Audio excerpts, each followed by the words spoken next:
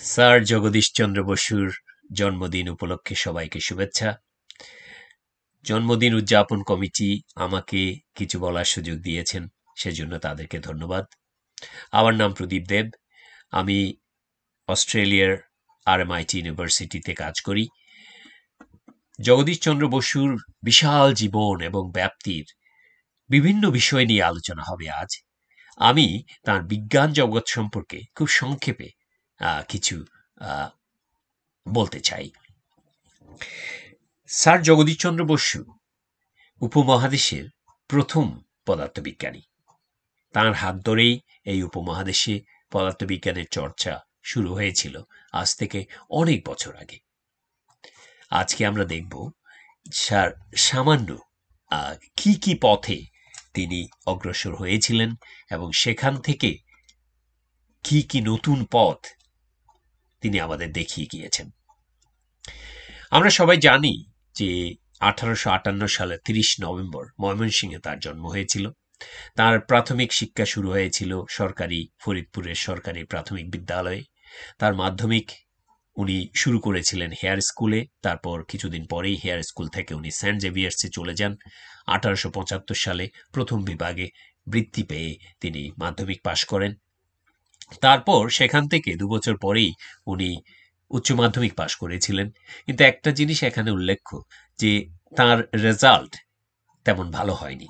তিনি দ্বিতীয় বিভাগে উচ্চ মাধ্যমিক পাশ করেছিলেন। তারপর 1880 সালে জাস্ট একটা সাদামাটা দ্বিতীয় বিভাগে উনি বিএ পাশ করেছিলেন। এখানে আমরা অনেকে বলে থাকি যে প্রচুর ভালো রেজাল্ট না করলে ভবিষ্যতে অনেক উন্নতি করা যায় না। বিষয়টা সেরকম নয়। আমরা জগদীশ বসুর জীবন থেকে দেখতে পাই। উনি 1884 সালে কেমব্রিজ ইউনিভার্সিটি, লন্ডনের কেমব্রিজ ইউনিভার্সিটি থেকে বিএ পাশ করেন ফিজিক্স, কেমিস্ট্রি এন্ড বোটানি নিয়ে। উনার বাবা উনাকে চেয়েছিলেন ডাক্তার তৈরি করতে, কিন্তু উনার স্বাস্থ্য উনাকে ডাক্তারি পড়তে দেয়নি। উনার স্বাস্থ্য খুব খারাপ ছিল। ফলে উনি ফিজিক্স, কেমিস্ট্রি আর বোটানি নিয়ে উনি বিএ পাশ করেছিলেন কেমব্রিজ ইউনিভার্সিটি থেকে 1884 সালে।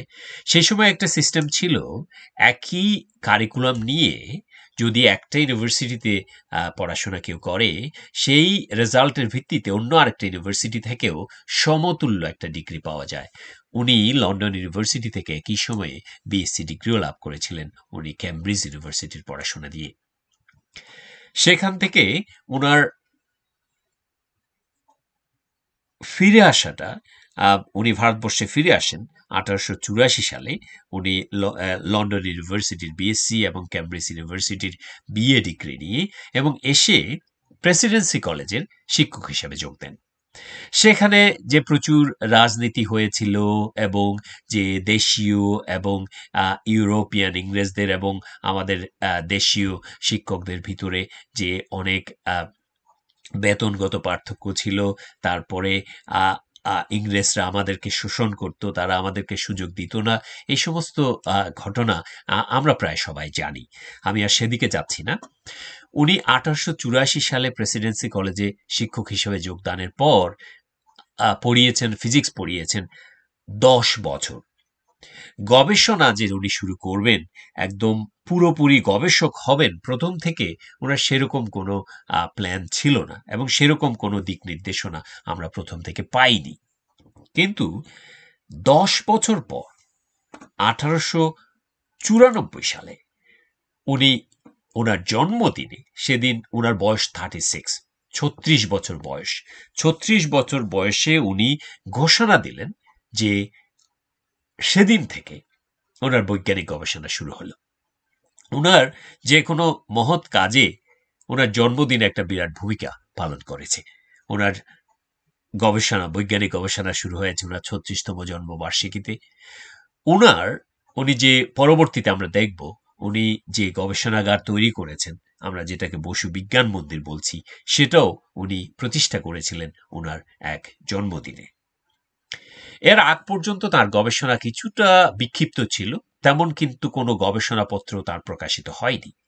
আমরা অনেকেই মনে করি আমরা অত্যন্ত কম বয়সে যদি আমরা আমাদের গবেষণা শুরু না করি, তাহলে শেষে হয়তো আমরা সেই গবেষণা করার আর সুযোগ থাকে না।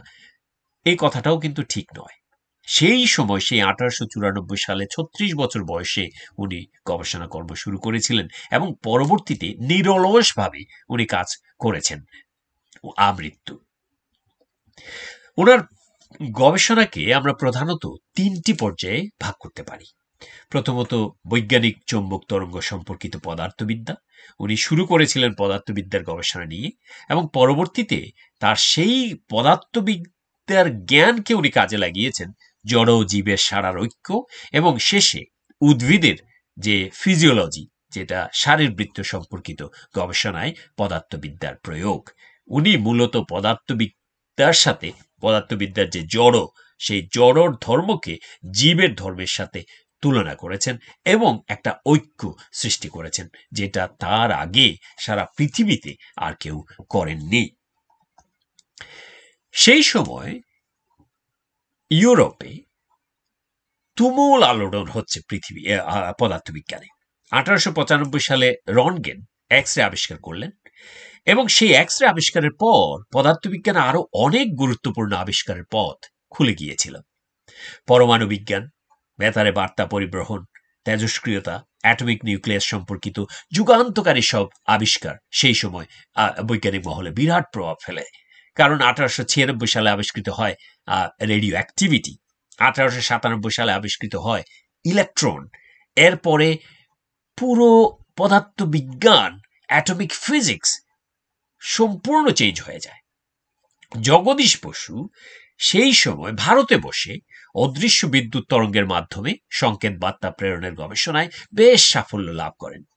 হেনরিক হার্টজ এবং মার্কনি সেই সমসাময়িক জগদীশ বসুই হলেন বিশ্বের প্রথম বৈজ্ঞানিক যিনি 1895 সালে সর্বপ্রথম সাফল্যের সাথে মাইক্রোওয়েভ উৎপাদন করেন এবং তার ধর্মাবলীও নির্ধারণ করেন উনার নিজের হাতে তৈরি কিছু যন্ত্রের মাধ্যমে। রিমোট কন্ট্রোল সিস্টেমের রিমোট সেন্সিং সর্বপ্রথম প্রদর্শন করেন জগদীশ বসু সেই 1895 সালে কলকাতা প্রেসিডেন্সি কলেজে। এর কদিন পরে জগদীশ বসু কলকাতার টাউন হলে 75 ফিট দূরে রাখা বারুদের স্তূপে আগুন জ্বালাতে সমর্থ হন কিভাবে? তার নিজের উদ্ভাবিত মাইক্রোওয়েভ কমিউনিকেশনের সাহায্যে। সেই সময় সেই একই বছর 1895 সালে তাঁর 4টি গবেষণাপত্র প্রকাশিত হয় এশিয়াটিক সোসাইটি অব বেঙ্গলের জার্নালে, রয়্যাল সোসাইটি প্রসিডিংসে এবং ইংল্যান্ডের দি ইলেকট্রিশিয়ান জার্নালে। 1896 সালে তাঁর প্রথম বৈজ্ঞানিক সফরে তিনি ইউরোপে যান এবং সাথে নিয়ে গিয়েছিলেন তাঁর আবিষ্কৃত বিদ্যুৎ তরঙ্গ পরিমাপক যন্ত্রটি, যেটা দিয়ে উনি ইলেকট্রোম্যাগনেটিক ইম্পালস মাপতে পারতেন। ব্রিটিশ অ্যাসোসিয়েশনের বৈজ্ঞানিক সম্মেলনে তার বক্তৃতায় দর্শকদের মধ্যে উপস্থিত ছিলেন স্যার জে থমসন, অলিভার লস, লর্ড কেলভিন প্রমুখ পদার্থবিজ্ঞানী। তারা তখন সব জাঁতরেল ইউরোপিয়ান পদার্থবিজ্ঞানী। প্রথম বক্তৃতাতেই জগদীশচন্দ্র পৃথিবী বিখ্যাত ব্রিটিশ বিজ্ঞানীদের মনোযোগ আকর্ষণ করতে সমর্থ হলেন। জগদীশচন্দ্রের বৈজ্ঞানিক বক্তৃতার সাফল্যে পরাধীন ভারতের আমাদের বাদামি বর্ণের মানুষের বিজ্ঞান চর্চা সম্পর্কে ইংরেজদের যে তাচ্ছিল্যবোধ ছিল এবং অবজ্ঞার ভাব ছিল, সেটা কিছুটা হলেও বদলে গেল। জগদীশ বসু দেখিয়ে দিলেন যে আমরাও পারি। লন্ডন ইউনিভার্সিটি জগদীশ বসুকে ডিএসসি ডিগ্রি দিলেন সেই সময়। স্যার, এর আগে জগদীশ বসুর শুধু প্রাতিষ্ঠানিক ডিগ্রি ছিল, কোনো গবেষণা ডিগ্রি ছিল না। সেই গবেষণা ডিগ্রি উনি লাভ করেছেন গবেষণার মাধ্যমে। 1897 সালে তিনি ডক্টরেট ডিগ্রি নিয়ে কলকাতায় ফিরলেন। কলকাতায় ফিরে এসেই যে ওনার সবকিছু একেবারে সব সুগম হয়ে গেল তা কিন্তু ঠিক নয়। কারণ নিজের কলেজে ফিরে এসে উনি গবেষণাগার প্রতিষ্ঠা করার চেষ্টা করলেন, কিন্তু কলেজ কর্তৃপক্ষ সহযোগিতা করা তো দূরে থাক, পদে পদে বাধা হয়ে দাঁড়ালো তার কাজের। তিনি নিজের বেতন থেকে টাকা দিয়ে আস্তে আস্তে নিজের কাজের জন্য একটা ল্যাবরেটরি দাঁড় করিয়েছিলেন এবং সেটা ছিল একটা পরিত্যক্ত বাথরুমের মধ্যে, খুবই ছোট একটা। নিজের গবেষণা যন্ত্রপাতি কেনার জন্য তার কিছু টাকা পয়সার দরকার, কারণ এগুলি তো খুব সহজ না, খুব সহজে পাওয়া যেত না। সেগুলি কেনার জন্য তিনি যখন একটা চিঠি লিখলেন তাকে কিছু অনুদান দেওয়ার জন্য, তখন তাকে উত্তর দেয়া হলো যে ডক্টর বসু এখন মাসে 500 টাকা মাইনে পান, কোনো নেটিভ সরকারি চাকুরির মাসে 500 টাকায় পোষাচ্ছে না বলাটা নেহাত বোকামি। অর্থাৎ তার কলেজ কর্তৃপক্ষ চাননি তিনি কোনো গবেষণা করুক। তারপরে যেটা হয়েছে, উনি কিন্তু দমে যাননি। উনি নিজের চেষ্টায় আস্তে আস্তে আস্তে আস্তে অনেক কাজ এগিয়ে নিয়ে গিয়েছেন। 1897 সালে তার 3টি গবেষণাপত্র প্রকাশিত হয় লন্ডনের রয়্যাল সোসাইটি থেকে। 1899 সালের গবেষণায় তিনি জড় বস্তুর মধ্যে প্রাণস্পন্দনের অনুরূপ সাড়া প্রত্যক্ষ করেন। অর্থাৎ একটি জড় পদার্থের ভিতরে যদি আমরা যে স্পন্দন দেই, কোনো কিছু যদি আমি একটা ওয়েভ তার ভিতরে দেই, এবং দেখা যাচ্ছে সে জড়ের ভিতরেও একটা প্রতিক্রিয়া তৈরি হচ্ছে, ইন্টারাকশন তৈরি হচ্ছে। তিনি লক্ষ্য করেন প্রাণীদের মতো জড়বস্তুরও বাইরের উত্তেজনায় সংবেদন তৈরি হয়। জড় জীবের এই গোপন ঐক্য সম্পর্কে পরীক্ষালব্ধ ফলাফল পশ্চিমের বিজ্ঞানীদের কাছে প্রকাশের একটা সুযোগ এসে পড়ল তার কাছে। তিনি আবার ইউরোপে গেলেন। তো 1900 সালে জুলাই মাসের প্রথম সপ্তাহে জগদীশ বসু দ্বিতীয়বারের মতো ইউরোপে গেলেন। বাংলা ও ভারত সরকারের প্রতিনিধি হিসেবে তিনি প্যারিসে পদার্থবিজ্ঞান কংগ্রেসে যোগ দেন এবং জড়বস্তুর সংবেদনশীলতা বিষয়ে তার পরীক্ষালব্ধ ফলাফল সেখানে তিনি ব্যাখ্যা করেন। 1901 সালের মে মাসে রয়্যাল ইনস্টিটিউটের শুক্রবারের এক সান্ধ্য অধিবেশনে জগদীশচন্দ্র এক অভূতপূর্ব প্রবন্ধ উপস্থাপন করেন। আর প্রবন্ধের শিরোনাম ছিল the response of inorganic matter to mechanical and electrical stimulus. তো উনি সেখানে দেখান যান্ত্রিক ও তড়িৎ উদ্দীপনার প্রতি উদ্ভিদ ও প্রাণীর সাড়া, দি রেসপন্স, সেটা কিরকম। এর আগে তিনি নিজস্ব পদ্ধতিতে এবং সম্পূর্ণ দেশীয় উপাদানে একটা বৈদ্যুতিক সংবেদনশীল যন্ত্রের মডেল তৈরি করেছিলেন এবং সেটা কাজ করত, এবং তার নাম দিয়েছিলেন উনি গ্যালেনা ডিটেক্টর। উনি লেড সালফাইড ব্যবহার করেছিলেন, এবং এই যে গ্যালেনা ডিটেক্টর, এইটা কিন্তু সেমিকন্ডাক্টর ফিজিক্সের পথ খুলে দেয়। এর আগে কিন্তু কোনো সেমিকন্ডাক্টর ফিজিক্স ছিল না। সেই হিসাবে আমরা প্রফেসর বসুকে সেমিকন্ডাক্টর ফিজিক্সের অগ্রদূত বলতে পারি। জগদীশ চন্দ্র তার পরীক্ষালব্ধ ফলাফলে দেখালেন যে দীর্ঘস্থায়ী উত্তেজনায় বস্তুর সাড়া দেওয়া ক্ষীণ হয়ে যায়। অর্থাৎ অনেকক্ষণ ধরে যদি আমরা কোনো কিছু গ্রহণ করতে থাকি, করতে করতে করতে করতে দেখা যায় এক পর্যায়ে আমরা ক্লান্ত হয়ে যাই, অবসাদগ্রস্ত হয়ে যায়। বস্তুর ক্ষেত্রেও কিন্তু সেই ঘটনাটা ঘটে, যাকে বস্তুর অবসাদ বলা যায়। এই অবস্থায় আলো বা বিদ্যুৎ চৌম্বকীয় তরঙ্গ প্রয়োগ করলে বস্তু পূর্বের অবস্থায় ফিরে আসে, কিন্তু পরিবাহিতা সহ আরো কিছু বিশিষ্টের মান কিছুক্ষণ উঠানামা করে। অর্থাৎ একটা বস্তুরও আবার স্বাভাবিক কর্মক্ষমতা ফিরে পেতে সময় লাগে। তিনি প্রস্তাব করলেন যে কোনো অত্যুজ্জ্বল বস্তু থেকে যদি চোখ সরিয়ে নিয়ে চোখ বন্ধ করলে কিছুক্ষণ যাবৎ যে উজ্জ্বল বস্তুটি একবার দেখা যায় আবার অদৃশ্য হয়ে গেছে বলে মনে হয়, তার কারণ হচ্ছে রেটিনার পরিবাহিতা ধর্মের স্পন্দন। অর্থাৎ আমরা যে একটা কোনো উজ্জ্বল বস্তুর দিকে তাকিয়ে যদি চোখ বন্ধ করে নেই, তারপরেও আমাদের মনে হয় যে আমরা মনে হয় উজ্জ্বল বস্তুটি দেখতে পাচ্ছি। এর কারণটা কি? জগদীশ বসু প্রথমবারের মতো দেখালেন যে এইটা হচ্ছে আমাদের রেটিনা যে আছে, সে রেটিনার যে সেলগুলি আছে তার ভিতরে যে কন্ডাক্টিভিটি আছে তার ধর্ম, তার প্রপার্টি। এরকম ভাবে এর আগে কখনো কেউ চিন্তা করে দেখেননি। তাহলে দেখা যাচ্ছে যে জড় বস্তুর যে রেসপন্স, সেটার সাথে জীবের, অর্থাৎ প্রাণী হতে পারে, উদ্ভিদ হতে পারে, যেখানে প্রাণ আছে তাদের যে রেসপন্স সেটা প্রায় সমতুল্য। এরপর উদ্ভিদ যে কিভাবে এই ধরনের রেসপন্স দেয়, কিভাবে এই ধরনের উদ্দীপনায় সাড়া দেয়, সেটা বের করার জন্য, পরীক্ষামূলকভাবে বের করার জন্য 1901 সালে রয়্যাল সোসাইটির প্রসিডিংসে তিনি 3টি গবেষণাপত্র প্রকাশ করেন। প্রবন্ধগুলিতে তিনি আলোক ও অদৃশ্য বেতার তরঙ্গের সদৃশ্য ধর্ম নিয়ে পরীক্ষালব্ধ ফলাফল আলোচনা করেন। 1902 সালে তিনি লিনিয়ান সোসাইটিতে বক্তৃতা দেন। এবং উনি যে এই যে উদ্ভিদের যে সাড়া মাপার যে যন্ত্র রেসপন্স রেকর্ডার, সেটা কিভাবে তিনি তৈরি করেছেন তার বিশদ বর্ণনা দেন। যন্ত্রটা অনেকটা কম্পিউটারের সেন্ট্রাল প্রসেসিং ইউনিটের মতো। তখনও কিন্তু কম্পিউটার তৈরি হয়নি। এবং উদ্ভিদের বৃদ্ধি ও সংবেদনশীলতা মাপার কাজে তিনি ব্যবহার করেছেন এই যন্ত্র। 1902 সালের মে মাসে রয়্যাল সোসাইটির প্রসিডিংসে প্রকাশিত হয়েছে জগদীশচন্দ্রের পরীক্ষামূলক পদার্থবিদ্যা সংক্রান্ত শেষ গবেষণাপত্র। শেষ কেন বলছি?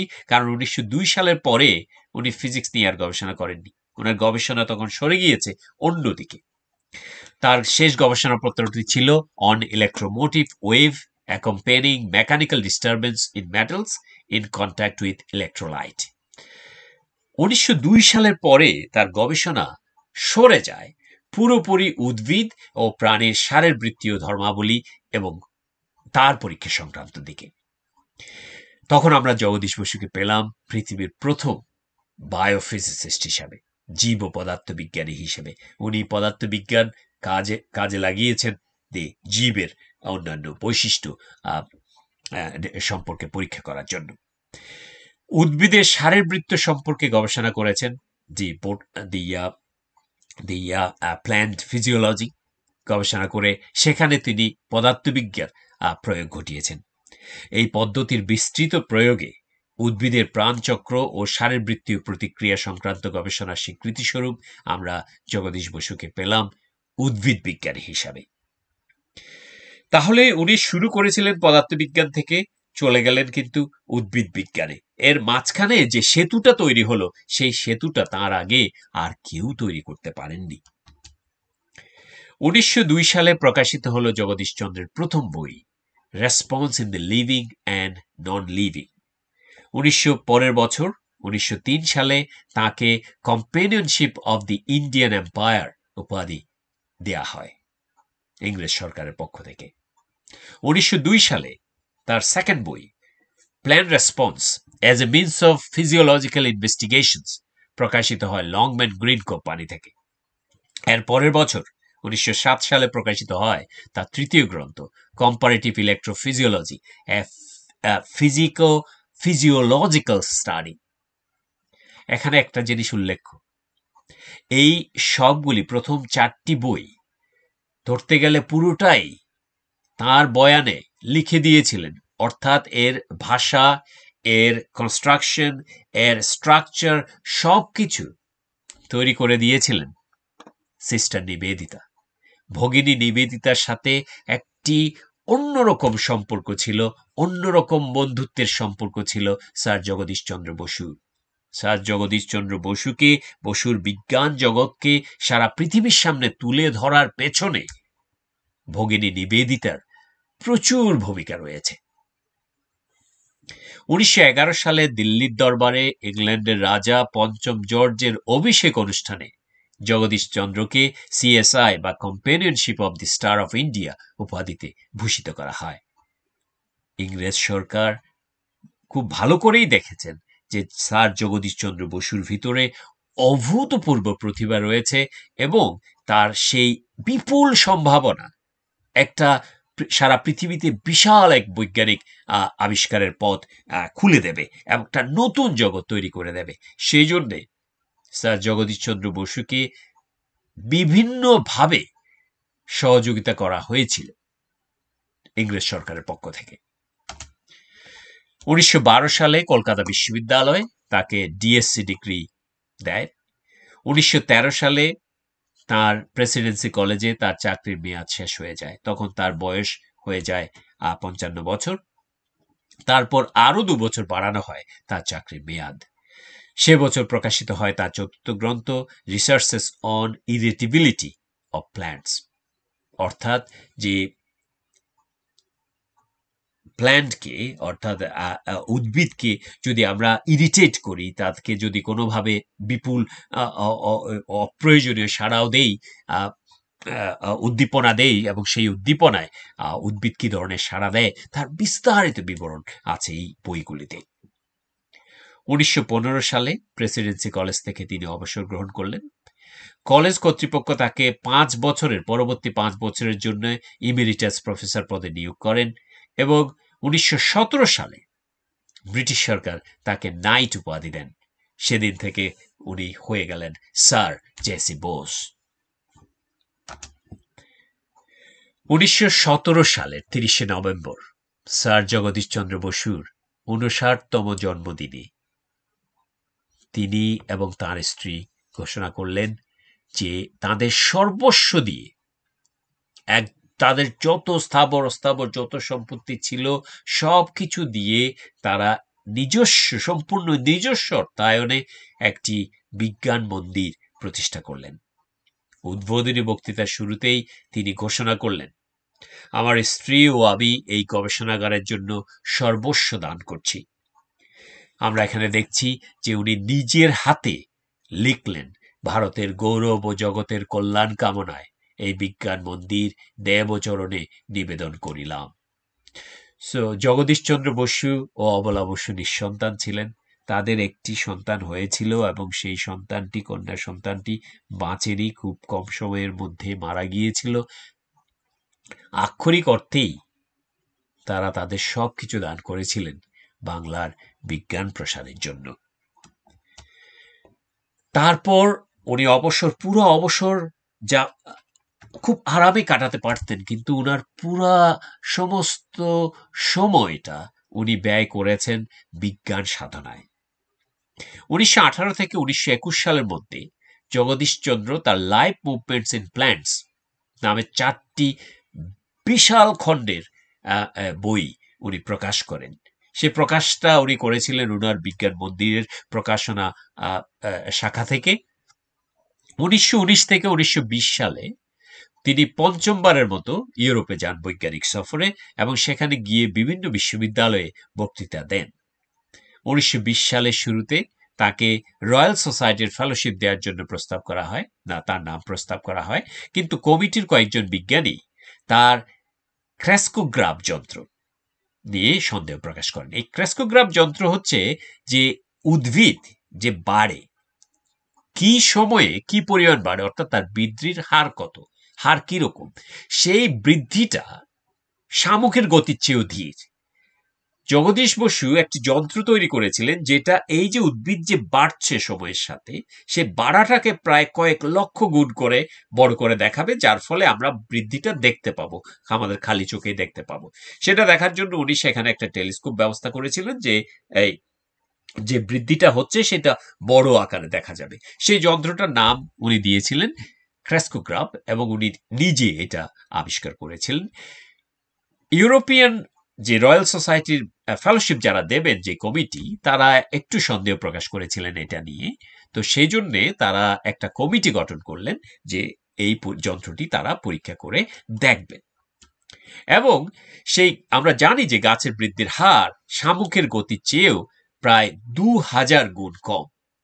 একটি সাধারণ গাছ 1 সেকেন্ডে 1 ইঞ্চির 1 লক্ষ ভাগের 1 ভাগ মাত্র বাড়ে, অর্থাৎ 1 লক্ষ সেকেন্ড বা প্রায় 28 ঘন্টা লাগে তার 1 ইঞ্চি বাড়ার জন্য।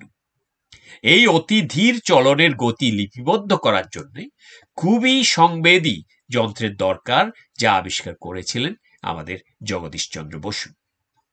ম্যাগনেটিক ক্রেস্কোগ্রাফ, এই যন্ত্র যেটা আমরা এখানে ছবিতে দেখতে পাচ্ছি, সেই যন্ত্রের সাহায্যে গাছের বৃদ্ধিকে 10 লক্ষ গুণ বাড়িয়ে লিপিবদ্ধ করা যায়। ফলে গাছের বৃদ্ধির যে সূক্ষ্ম তারতম্য সেটা হিসেব করা সহজ হয়। 1920 সালের 4 মে রয়্যাল সোসাইটির বিজ্ঞানীরা জগদীশচন্দ্রের ক্রেস্কোগ্রাফ পরীক্ষা করে দেখলেন যে তিনি যা বলেছেন সে ব্যাপারে একটু বাড়িয়ে বলেননি। এর কয়েকদিন পর 13ই মে 1920 সালে তিনি রয়্যাল সোসাইটির ফেলোশিপ পেলেন। আনুষ্ঠানিকভাবে তাকে রয়্যাল সোসাইটির ফেলোশিপ দেয়া হলো। রয়্যাল সোসাইটির ফেলোশিপ যে পৃথিবীর বিজ্ঞানীদের জন্য কত বড় স্বীকৃতি তা আমরা সবাই জানি। আমৃত্যু বিজ্ঞান সাধক ছিলেন স্যার জগদীশ বসু। 1922 সাল থেকে 1929 সালের মধ্যে তার 7টি গ্রন্থ প্রকাশিত হয়। সেগুলি যথাক্রমে আমরা বলছি 1922 সালে দি এসেন্স অফ সেভ, 1924 সালে ফিজিওলজি অফ ফটোসিনথেসিস, 1926 সালে নার্ভাস মেকানিজম অফ প্ল্যান্টস, 1927 সালে প্ল্যান্ট অটোগ্রাফস অ্যান্ড দেয়ার রেভেলেশন, 1927 সালে আরও একটি বই motor mechanism of plants, and 1927 সালে আরও কালেক্টেড ফিজিক্যাল পেপার্স বের হয়, and worth and toric movements of plants 1929 সালে। চিন্তা করে দেখেন, এই প্রত্যেকটা বই বিশাল আকৃতির এবং বৈজ্ঞানিক তথ্য গবেষণার ফলাফলে সমৃদ্ধ। এই বইগুলি বসে বসে লেখার মতো বই নয়, এগুলি কাজ করে প্রতিদিন, প্রতি মুহূর্ত বিজ্ঞানের কাজে ব্যয় করে সেগুলি বিশ্লেষণ করে একটা বই লেখার কাজ সহজ নয়। উনি উনার সমস্ত সময় শ্রম একীভূত করে সেই কাজগুলি করে গেছেন আমাদের সবার জন্য। 1926 সালে ব্রাসেলসে জগদীশচন্দ্রের বক্তৃতা সভায় সভাপতিত্ব করেছিলেন বেলজিয়ামের রাজা। তিনি তখন জগদীশচন্দ্রকে commander of the order of the Leopold সম্মানে সম্মানিত করেন। 1927 সালে লাহোরে অনুষ্ঠিত ভারতীয় বিজ্ঞান কংগ্রেসের সভাপতিত্ব করেন তিনি। 1928 সালে তার 70 বছর পূর্ণ হয়। সে উপলক্ষে 1 ডিসেম্বর বসু বিজ্ঞান মন্দিরে সম্বর্ধনা দেয়া হয় তাকে। বাংলার সব বিখ্যাত ব্যক্তিত্ব উপস্থিত ছিলেন সেই সময় তার প্রিয় ছাত্ররা, এই যে ছবিটা আপনারা দেখছেন, এই ছবিতে আছেন সত্যেন বোস, এই ছবিতে আছেন মেঘনাদ সাহা, এই ছবিতে আছেন জ্ঞানচন্দ্র ঘোষ, সবাই বিখ্যাত, পরবর্তীতে সব বিখ্যাত হয়েছেন যারা জগদীশ বসুর ছাত্র ছিলেন। ভিয়েনার একাডেমি অফ সায়েন্সের বৈদেশিক সদস্য নির্বাচিত হয়েছিলেন তিনি তার 70 বছর বয়সে। 1929 সালে ফিনল্যান্ডের বিজ্ঞান একাডেমি তাকে সদস্যপদ দেয়। 1930 সালে German academy for scientific research তাকে মেম্বারশিপ দেয়। 1933 সালে বেনারস হিন্দু ইউনিভার্সিটি এবং 1936 সালে ঢাকা বিশ্ববিদ্যালয় তাকে সম্মানসূচক ডিএসসি ডিগ্রি প্রদান করে। তার শরীর ক্রমশ খারাপ হচ্ছিল, কিন্তু তারপরেও তার বৈজ্ঞানিক কাজে উনি কোনো বিরতি দিচ্ছিলেন না। তার গবেষণায় যে ফলাফল পেয়েছিলেন এবং তিনি সারা জীবন ধরে যেসব যন্ত্রপাতি আবিষ্কার করেছিলেন, আজ তার 100 বছর পরেও আমরা সেখান থেকে নতুন নতুন বৈজ্ঞানিক ক্ষেত্র আবিষ্কার করতে পেরেছি। যেমন প্ল্যান্ট নিউরোবায়োলজি, ক্রোনোবায়োলজি, ভেজিটেবল ইলেকট্রিসিটি, এগুলি সব কিছুর প্রতিকৃত ছিলেন জগদীশ বসু। তার আগে কেউ এইভাবে দেখেননি। ইন্টিগ্রেটিভ বায়োফিজিক্স, বায়োফোটনিক্সে বায়োফিজিক্সের অগ্রদূতদের মধ্যে সবচেয়ে প্রথমে স্থান দেয়া হয়েছে আমাদের জগদীশচন্দ্র বসুকে। জীববিজ্ঞানের একটি নতুন শাখা ক্রোনোবায়োলজি, যেখানে জীবনের পর্যায়ক্রমিক ছন্দকে পর্যবেক্ষণ করা হয়। যেমন আমাদের সূর্য পৃথিবীর মধ্যে যে একটা পর্যায়ক্রমিক ছন্দ আছে, যার কারণে আমাদের দিন হয়, রাত হয়, মাস হয়, বৎসর হয়। এটা তুলনামূলকভাবে খুবই নতুন বিষয়। 1960 সালের আগে এর কোনো অস্তিত্ব ছিল না, কিন্তু জগদীশচন্দ্র বসু উদ্ভিদের এই পর্যায়ক্রমিক ছন্দ পর্যবেক্ষণ করেছেন তারও 50 বছর আগে। উনি সময়ের সাথে যে কি পরিমাণ এগিয়েছিলেন সেটা আমরা বুঝতে পারছি। আলো এবং অন্ধকারে এই যে উদ্ভিদের যে দৈনিক পরিবর্তন হয়, তাপমাত্রা পরিবর্তনের সাথে উদ্ভিদের যে বৃদ্ধির যে পরিবর্তন হয়, যেমন আমরা দেখি শীতকালে গাছের বৃদ্ধি হয় খুব আস্তে, গ্রীষ্মকালে গাছের বৃদ্ধি হয় দ্রুত। এই যে তাপমাত্রা পরিবর্তনের সাথে জীবনের ছন্দের যে পরিবর্তন ঘটে, সেই ছন্দটা প্রথম আবিষ্কার করেছিলেন আমাদের জগদীশচন্দ্র বসু। একটা নতুন বিষয়, সেই সময়েরও 50 বছর আগে উনি আবিষ্কার করে গেছেন আমাদের জন্য। ডিকশনারি অফ সায়েন্টিফিক বায়োগ্রাফিতে চার্লস সাকিন্ড বিজ্ঞান ইতিহাসের তথ্য প্রমাণ সহ দেখিয়েছেন যে জগদীশচন্দ্র বসুই ছিলেন পৃথিবীর প্রথম জীব পদার্থ বিজ্ঞানী বা বায়োফিজিসিস্ট। ভারতে একটি প্রথম পূর্ণাঙ্গ রিসার্চ ইনস্টিটিউট, বসু বিজ্ঞান মন্দির প্রতিষ্ঠা করেছিলেন জগদীশ বসু। এর আগে আমাদের কোনো বিজ্ঞান চর্চার কেন্দ্র সেরকম ভাবে ছিল না। ভারতবর্ষ থেকে প্রথম সায়েন্টিফিক জার্নাল প্রকাশিত হয়েছে তার উদ্যোগে, তার সম্পাদনায়। আমরা আজ যে বিজ্ঞান গবেষণার পথে খুব আস্তে আস্তে হলেও হাঁটতে শুরু করেছি, পৃথিবীর বিজ্ঞান জগতে আমরা যে আজ মাথা তুলে দাঁড়াতে শুরু করেছি, সেই আমাদের জন্য সেই কঠিন পথটা আজ থেকে অর্ধশত বছরের কঠিন পরিশ্রমে তৈরি করে রেখেছিলেন আমাদের জন্য স্যার জগদীশচন্দ্র বসু। আজ তার জন্মদিনে তাকে স্মরণ করছি, আর তার জন্মদিনে আমরা আবারও উৎসাহিত হচ্ছি বিজ্ঞান চর্চার জন্য। সবাইকে ধন্যবাদ।